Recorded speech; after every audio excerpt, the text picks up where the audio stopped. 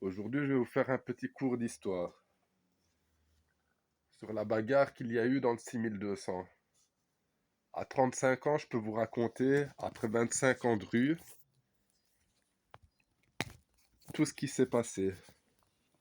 D'abord, on avait la SLP, section La Playa. Ils étaient en guerre avec BFX. C'était Châtelet et Bouffiou. Ils pouvaient pas. Ils pouvaient pas. Ce Bouffiou restait à Bouffiou, ce Châtelet restait à Châtelet. Puis, il y a trois petits cons dont je faisais partie, même quatre petits cons exactement. Mais à la base, on était trois. Il y avait moi, Debza et Petza. On a fondé Stupéfiant.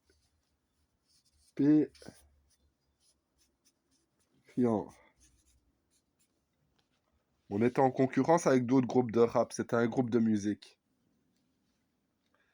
Stupéfiant, ça a réuni tous ceux de Bouffio. Donc, tous ceux de Bouffio suivaient notre musique et on a lancé un mouvement. On a commencé à faire des concerts à Farciennes, à Charleroi. On a fait des concerts un peu partout. Partout où on allait, à chaque boîte de nuit, chaque fois qu'on sortait de la boîte de nuit, on rappait. Et on a décidé de changer stupéfiant pour AMP Clan. Avec les 3 points, bien sûr, parce que c'était un mouvement anti-port. Ça voulait dire à mort les porcs.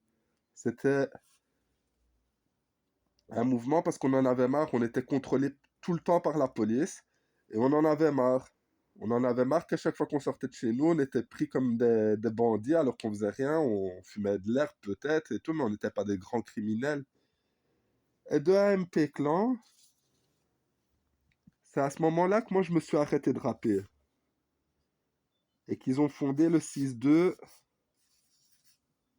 Salle. Ah, je l'écris mal. Le 6-2, le 6-2 Salle.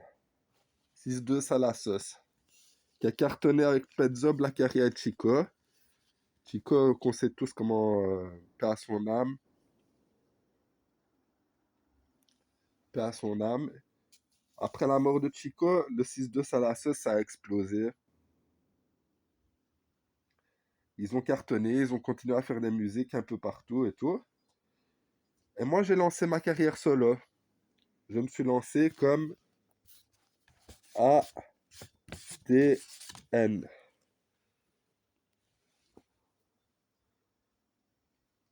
Parce que jusque-là, pendant 10 ans, j'étais resté dans l'ombre. Je voyais tous les mouvements du 6-2 Salassos. Je voyais tous les mouvements de ceux de Bouffiou. J'étais là, j'étais partout, mais je me taisais, je disais rien. Jusqu'au jour où j'ai décidé de faire ma musique. J'ai fait 35 vidéos de musique en 2 mois. Que même certains rappeurs ne font même pas ça. Et aujourd'hui, vu le succès de mes vidéos, parce que j'ai eu une chaîne YouTube qui a été supprimée, mais je commençais à avoir des 900 vues par jour, ce qui est énorme pour un petit patelin. J'ai repris AMP Clan en me mettant d'accord avec Pezzo.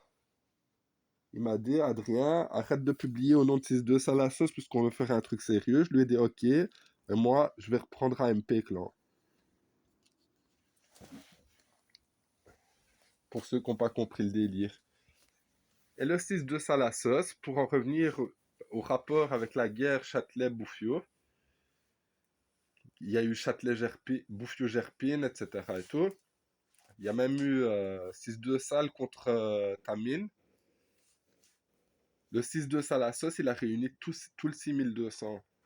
Mais je suis un des pères de ces mouvements. Et j'ai jamais réclamé de titre. Pourquoi? Parce que j'ai vu c'était quoi le monde de la musique. Où est-ce que tu as ton propre pote qui te plante dans le dos, tout ça pour se faire du buzz. Ça m'a dégoûté. Et j'ai choisi une vie simple. Alors aujourd'hui, le mouvement MP Clan, tout le monde pensait qu'il était mort. Eh ben non, il est toujours vivant. Les idées de MP Clan sont toujours vivantes, mais elles vivent à travers d'autres groupes. C'est un mouvement qui a un impact beaucoup plus grand que ce que vous pouvez croire. Et voilà, je vous ai résumé un petit peu. Unification du 6-2. Comment faire une armée.